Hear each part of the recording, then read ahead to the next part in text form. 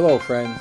I'm back again with you to discuss a vital topic that relates to our pro-Israel work, advocacy from CPAC, the Christians Israel Public Action Campaign on Capitol Hill, where we're taking innovative, creative, unique initiatives that no one else is developing to our senators and representatives and helping them to do all that they want to do to have the strongest possible support of Israel and the strongest possible defense of America and our Western values and way of life, our Judeo-Christian way of life.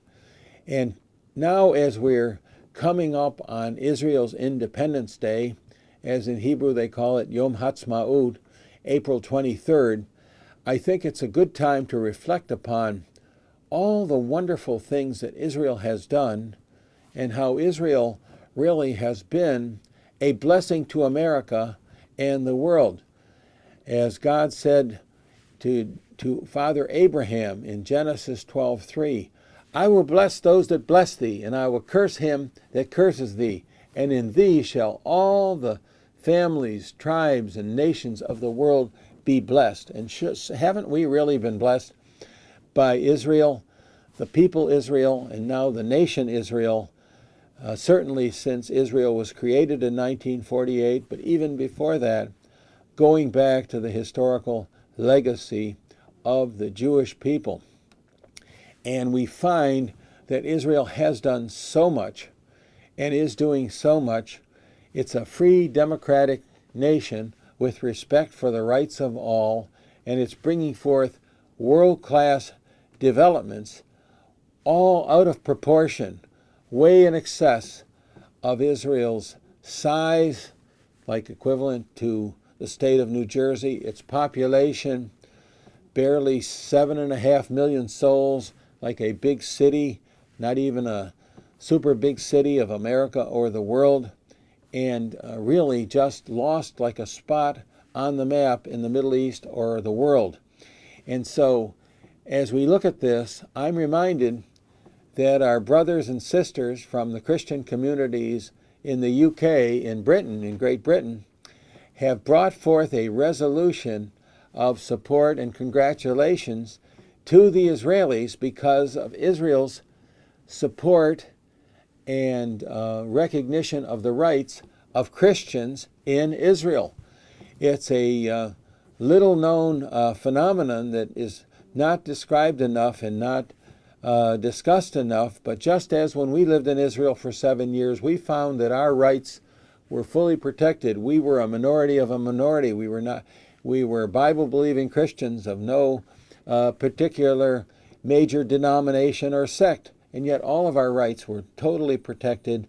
We could worship as we pleased. We could visit the holy sites of Christianity, and we could share our beliefs and give witness to what God is doing for us without any fear or recrimination. So that was our personal example, but we have also seen that of all the nations in the Middle East, only in Israel has the Christian population grown, not been eliminated as it has been in too much of the Arab and Muslim world, or kept in a diminished status, or persecuted and tortured as in other parts of the Arab and Muslim world.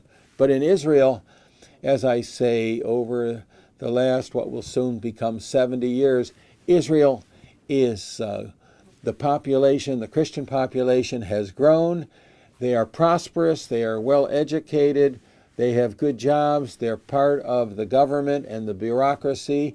They go into the Israel military, the IDF, they volunteer, and they're happy to serve, and they get promoted and reach a high rank.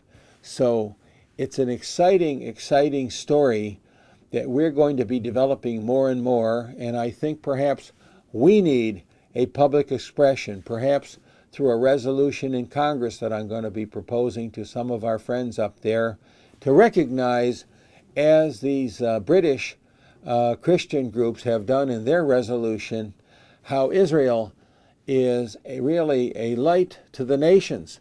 Israel really is doing something that all other nations, particularly the Middle East nations, should do in the heartland of the Bible where Judaism and then Christianity came forth.